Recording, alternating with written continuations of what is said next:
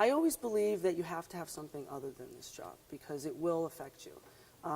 You start to become numb to a lot of stuff that would bother a normal person, a civilian, doesn't seem to bother correctional officers. Be advised, the suspect is armed and considered extremely dangerous. And continue on to the prison, and then we'll advise if we're just keep coming here. We'll advise as you get closer if you're still needed. Okay, thanks. If you're like holding up the speed, I'm with 125 with the active until front station.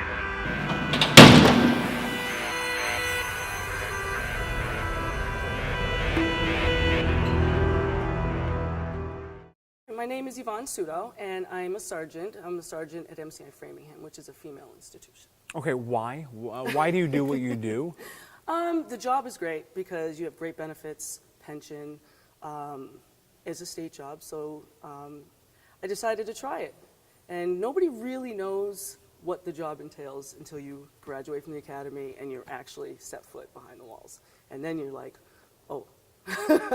But like, I want to drill down deeper into this for a second because there are a lot of state jobs, right? At what moment in your life are you like, I want to work in corrections? Like, that's a pretty big leap. I don't think anybody really says that growing up. I want to be in corrections, you know. Most of the time it's law enforcement. You want to be a police officer. Sure. And while you're waiting for the police officer results to come in, correctional officer exam comes up, and you take it because you should take pretty much any civil service exam. Sure. For me, I saw the chance to take the exam. I scored high enough. They called me, and I went in. And I was like, oh, how bad could it be? Very naive.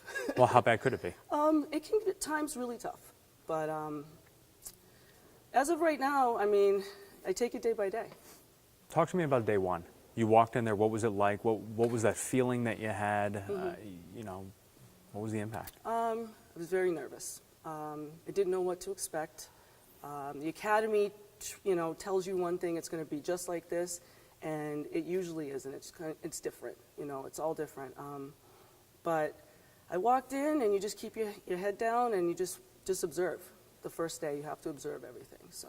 Any particular memories or experiences that stand out? Good, bad, ugly, indifferent? There was once, it was like my first year. There was an inmate. She was cutting up. She had a razor, and she had HIV. She had hepatitis. She had anything you can think of, and she was naked. So there was blood everywhere. So we actually had to go in, suit up, go in, and actually, you know, get the razor from her and put her in cuffs. And later that night, I was sitting having dinner, and I started crying. I'm like, I can't do this job. I just can't do it. And unfortunately, you know, you become desensitized to it. So now, I mean, I see some of that stuff doesn't bother me like it used to. What's the impact of seeing things like this regularly? Does it begin to add up? Does it begin to take a toll? Or how do you check it? Yeah. I always believe that you have to have something other than this job because it will affect you. You start to become numb to a lot of stuff that would bother a normal person, a civilian, doesn't seem to bother correctional officers. We can't let it bother us. You know, we have to be able to make a decision and act on it in in that blink of an eye, and be able to just not panic or, you know, back down from a situation. Talk to me about the training a little bit. What's it like? Do you drill regularly? How does that all work? We have training once a year in firearms. But for the most part, we have in-service training, which, you know, we talk about suicide prevention for inmates and for staff. We do the CPR and just any other issues that come up that they see fit, then we, you know, go to the training for that. What's it like? I mean, this facility alone has had a lot of media coverage surrounding certain inmates. What is the impact like that media coverage? What does that have on the ability for you guys to do your job?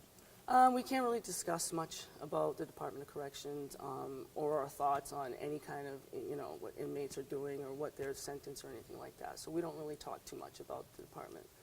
But what about with friends? I mean, I'm sure that they put on the nightly news and they see things that are happening. How do you deal with that day in and day out? They ask questions. You know, what do you know, like, you know, who's this? Have you seen this person? And you know, you don't really comment too much about it. You know, you just kind of, you know, you can discuss it with your coworkers, but for the most part, I don't really discuss that with.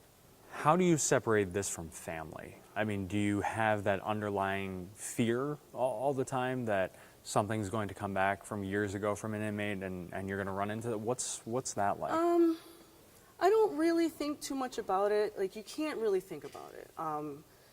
But as far as for my family, no, I haven't had any issues as far as that's concerned. What do you hope people take away from watching this?